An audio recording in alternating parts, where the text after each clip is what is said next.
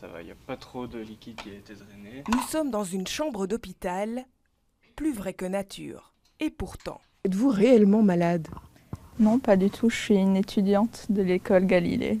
Ces étudiants se trouvent dans le centre de simulation en soins infirmiers spécialement aménagé au cœur même de la Haute École Galilée.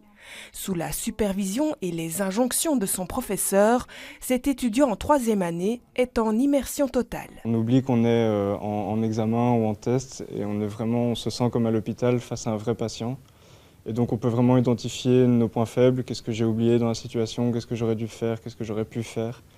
Et puis on en débriefe avec les profs, avec les autres élèves. Pour aider au débriefing, des caméras enregistrent chaque geste posé. Dans cette autre salle, la simulation est encore plus poussée. Je vais rencontrer le médecin et ainsi, puisque c'est lui qui pourra vous prescrire quelque chose, peut-être un aérosol, et je viendrai vous l'administrer tantôt. Derrière une vitre sans teint, un autre étudiant en soins infirmiers modifie les paramètres du mannequin patient. Comme ça, je peux voir si mon collègue sait trouver des solutions en fonction des paramètres. La communication, le jugement clinique ou le leadership infirmier, autant de compétences attendues désormais au terme des 4 ans de formation exigés pour ces futurs infirmiers.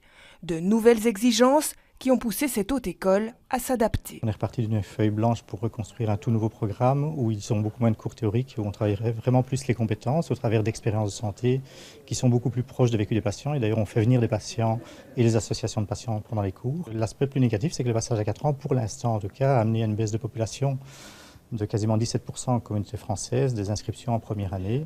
En investissant 350 000 € entièrement sur fonds propres dans ce nouveau centre de compétences, la Haute École Galilée espère donc susciter un nouvel engouement pour les études en soins infirmiers.